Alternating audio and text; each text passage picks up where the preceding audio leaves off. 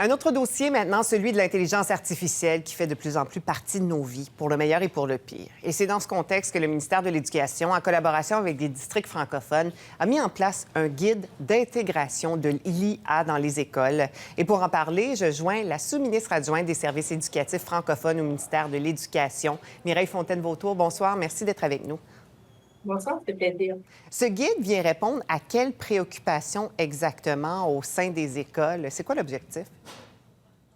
Mais c'est sûr qu'on voulait essayer de répondre à différentes questions que le personnel scolaire se posait en lien avec l'arrivée de l'intelligence artificielle dans le monde, mais aussi dans nos écoles.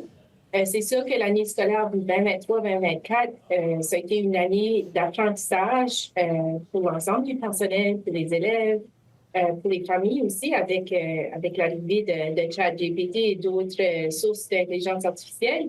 Et les gens se questionnaient, est-ce que c'est une bonne chose de s'en servir à l'école? Est-ce qu'on a le droit de s'en servir? Est-ce que c'est sécuritaire? Est-ce qu'on devrait l'interdire? Est-ce que c'est de la triche si les élèves s'en servent? Alors, on a écouté, puis on a voulu essayer d'offrir certains conseils, certaines lignes directrices au personnel pour les aider à naviguer avec cette nouvelle réalité-là. Parce que c'est des interrogations qu'on voit dans plusieurs milieux. Dans quel contexte, dans le milieu scolaire, l'utilisation de l'intelligence artificielle comme outil pédagogique est conseillée?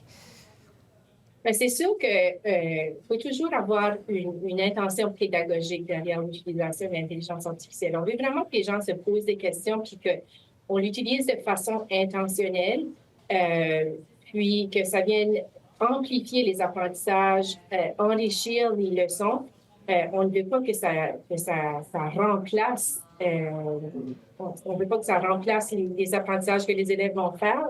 Si on s'en sert avec les élèves, on veut que les élèves l'utilisent de façon éthique. On veut qu'ils sachent comment s'en servir pour justement amplifier, pour se poser les bonnes questions, puis pas que ça devienne une béquille. On veut vraiment éviter de créer une atrophie intellectuelle.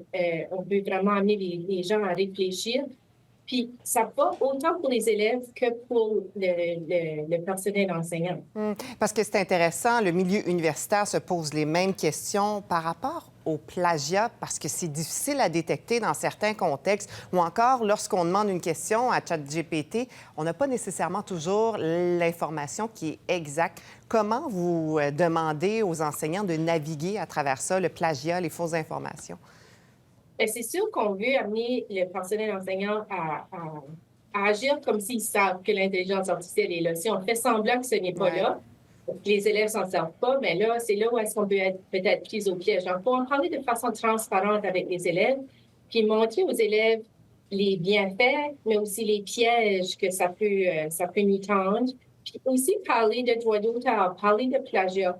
Si comme système scolaire, on ne montre pas aux élèves à s'en servir, bien, c'est sûr que s'ils sont mal guidés, ils vont pas savoir comment s'en servir efficacement. Donc, c'est vraiment amener cette pensée critique-là aussi chez les élèves.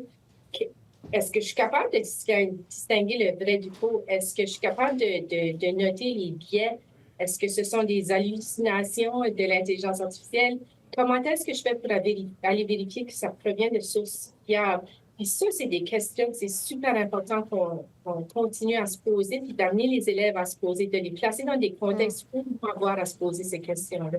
Parce qu'on en vient tous à la conclusion, je crois qu'on ne peut pas l'éviter, qu'il faut en quelque sorte l'encadrer, l'apprivoiser aussi. Merci beaucoup d'avoir été avec nous ce soir. Ça fait plaisir.